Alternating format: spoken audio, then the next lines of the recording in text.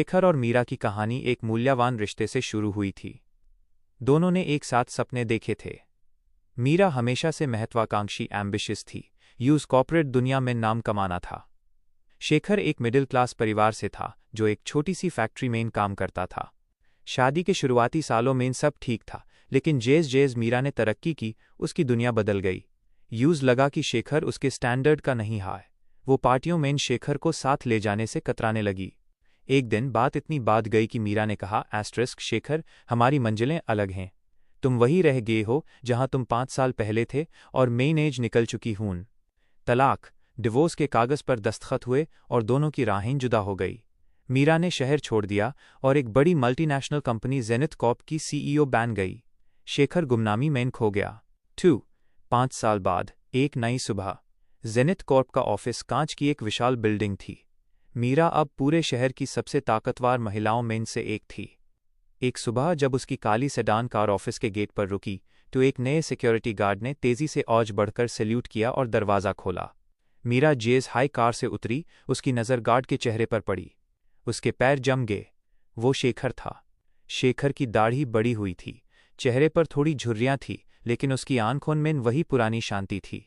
मीरा ने एक पाल के लिए सोचा कि शायद वो भ्रम इल्यूजन में है, लेकिन नहीं, वो शेखर ही था। मीरा ने बिना कुछ कहे अपने गॉगल्स लगाए और एटीट्यूड के साथ अंदर चली गई। यूज लगा, देखो आज मैं कहाँ हूं, और ये गिरकर गार्ड बन गया। 3 रोज़ाना की कश्मकश। रोज़ सुबह वही सिलसिला चलता। मीरा आती, शेखर गेट खोलता, सैल्यूट करता और मीरा यूज इग्नोर करके निकल जाती।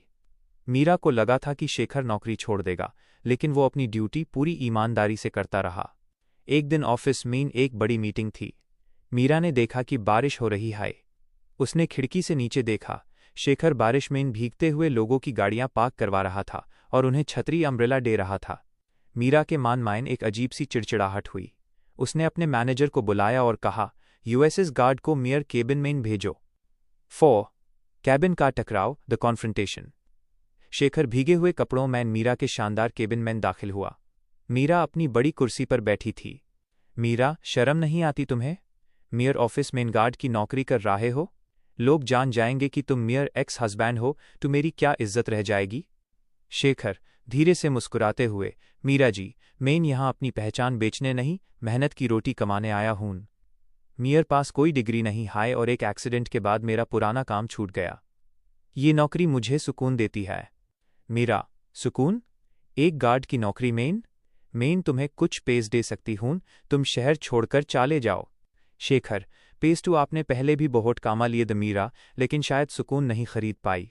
मुझे आपकी दौलत नहीं चाहिए। मैं अपना काम कर रहा हूँ, आप अपना कीजिए। मीरा को उसका ये स्वाभिमान, सेल्फ रिस्पेक्ट चुभने लगा। उसने तय किया कि वो शेखर को निकलवा देगी। 5 वो खौफनाक रात, द टर्निंग पॉइंट।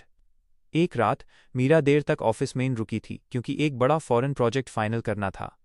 बिल्डिंग में सिर्फ वो और 2 गार्ड्स बचे द, जिनमें से एक शेखर था। अचानक बिल्डिंग की लाइट चली गई। 4 नकाबपोश लोग जो डाकू द सर्वर रूम में घुस आए। उनका मकसद कंपनी के कॉन्फिडेंशियल डाटा को चुराना और सीईओ को किडनैप करना था। मीरा अपने केबिन में डर से कांप रही थी। अन लोगों ने मीरा को पकड़ लिया और उस धक्का देकर नीचे गिरा दिया। तभी वहां शेखर पहुंचा। उसके हाथ में सिर्फ एक पुरानी लाठी थी। डाकुओं ने कहा, आए बुध डीएचई, हट जा रास्ते से, वरना गोली मार देंगे। शेखर ने जवाब दिया, जब तक मैं जिंदा हूं इस बिल्डिंग की इज्जत और यहाँ के लोग महफूज रहेंगे। शेखर ने अकेले अन चारों से मुकाबला किया। यूज चाकू लगा, उसके सर से खून बह रहा था, लेकिन उसने एक डाकू को दबोचा और दूसरे को बेहोश कर दिया। पुलिस के आने तक शेखर ने हिम्मत नहीं हारी। 6 सच्चाई का एहसास। हॉस्पिटल में शेखर एडमिट था। मीरा उसके बेड के पास खड़ी थी। उसने देखा कि शेखर के हाथ में एक पुरानी डायरी थी जो लड़ाई के वक्त गिर गई थी। मीरा ने वो डायरी खोली।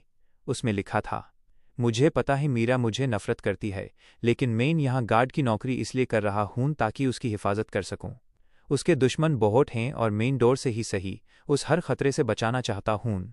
मेन सीईओ नहीं बन सकता, पर उसका ढाल तो बांध सकता हूँ। मीरा की आंखों से आंसू बहने लगे। यूज एहसास हुआ कि जिस इंसान को वो छोटा समझ रही थी, उसका दिल उसके सीईओ वाले ऑफिस से भी हजारों गुना बड़ा था। 7 अंजाम, द कंक्लूजन। शेखर ठीक हो गया।